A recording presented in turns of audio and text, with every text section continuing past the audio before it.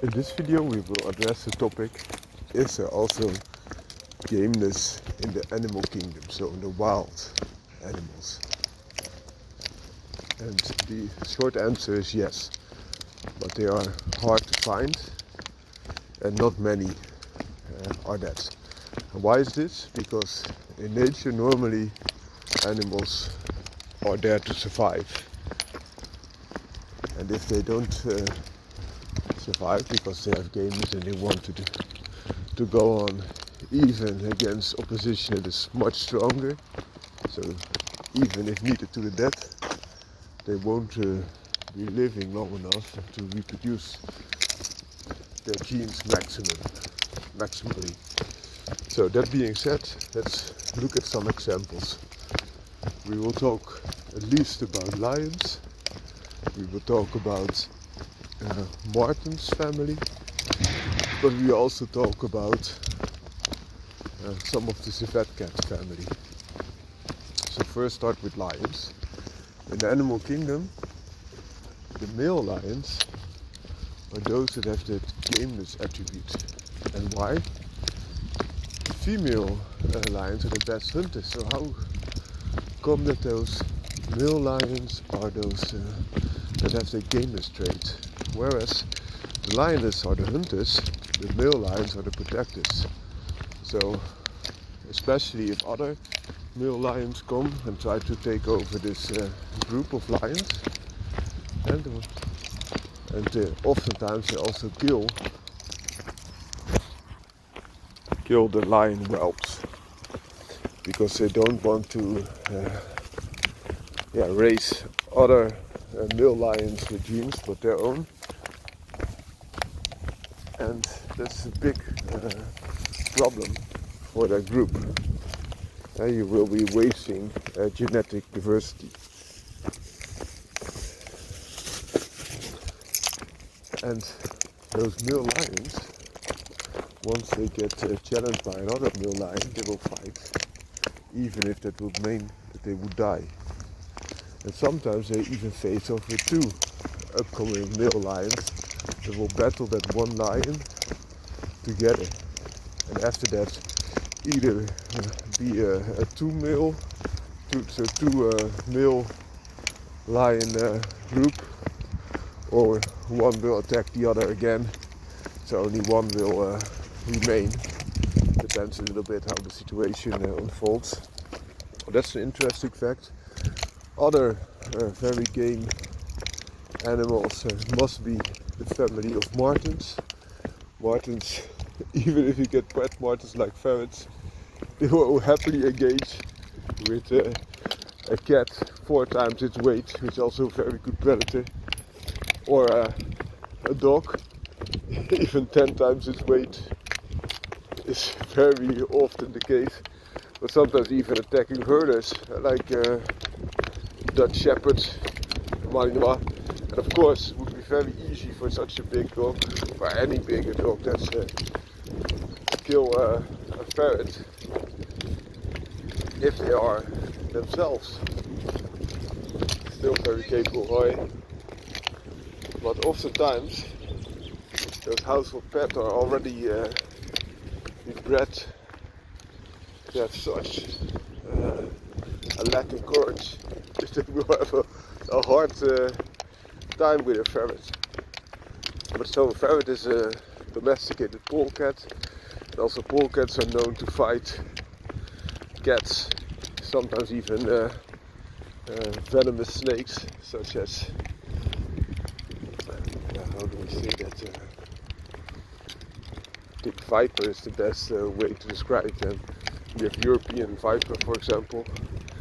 And a similar case could be made for an entirely different family, being that of the civet cats, where they have the Mongooses fighting with big venomous snakes and also killing them. And sometimes also those snakes kill them. So it's a very interesting thing. But let's stay with the martens family. Other very game martens are, for example, the Wolverine, that even chases away wolves or bears or even polar bears from their own prey. And it's such a compact gladiator. Other examples are river otters or other otters that even fight and kill small crocodiles, caimans,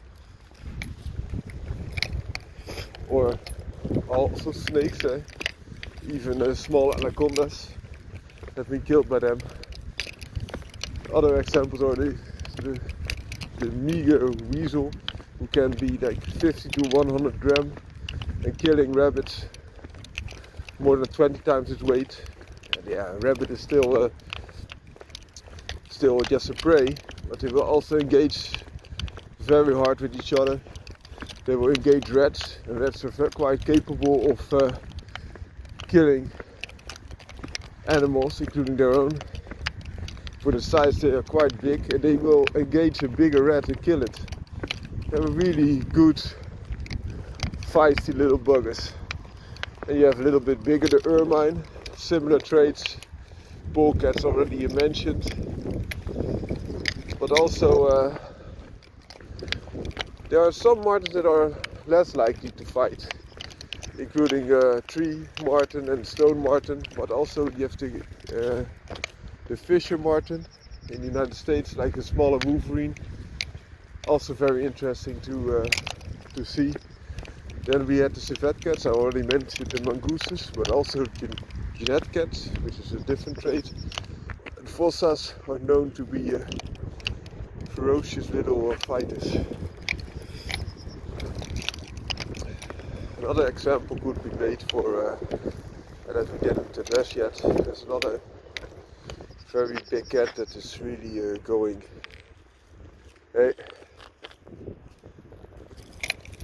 Against a very stiff competition, and that could be either the snow leopard, that you will even face off with 4 livestock protection breeds, for example Tibetan Mastiffs, and also the jaguar, which is able to kill anaconda but also crocodile types. But both the snow leopards and also the jaguar are very fierce and also solo fighting big cats, and also sometimes Siberian tigers or Bengal tigers face off with very strong prey, even bears. So also very strong, and also a bear can win from a tiger, of course, but this is not the type of gameness I was referring to. Another example of the marten family would be the badgers. Badgers are known for many a dog as the ultimate test. Some say that the otter is even a better test, but they are almost extinct everywhere in Europe. But very ferocious, will not back down. But there's an even more ferocious badger. I'm not talking about the American badger, which is a lot more aggressive than the European one, but a lot smaller as well. So therefore the European is often considered as a bigger prey, but also the American marten. The American badger is a very formidable quarry, but there are other examples, especially the honey badger of Africa, which faces off on a regular basis with a very big, strong competition, including lions, panthers, even hyenas and the like. And they also face off with cobras and other very deadly material. They just very able to withstand them, but also they have a don't care attitude. They will just face anything, a little bit like the Wolverine. But the badger has a better skin and extremely sharp long claws, also able to dig. They also face off with bee stings, who just don't seem to bother them much. They crack open an entire beehive. They are an awesome creature altogether. Well, I hope you like this.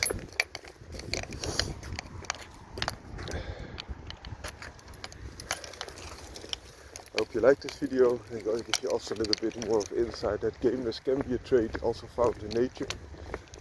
And why could be the big question. In case of lions it would be easier to explain.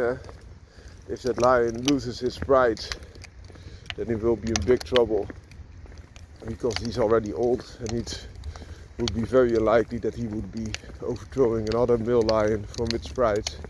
So he has to hunt for himself and often die.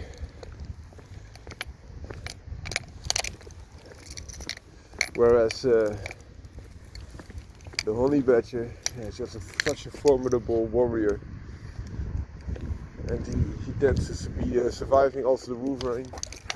Many of other big creatures will just move away when they see the Wolverine, because they already know how much of a warrior they are. Same with honey badger, but it's quite hard to understand why they pick such a formidable quarry. Perhaps because others don't, and they just fill the niche. But it's interesting to conceptualize a little bit more.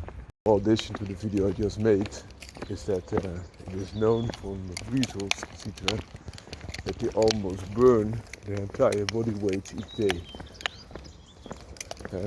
Extreme examples, but also half of their body weight, or like 1/3, because they are that active. And that could be a reason why they are that game. They will approach and attack almost everything. There's even a case known that a weasel attacked a woodpecker. The woodpecker flew away and the weasel was still on it. Have a great day.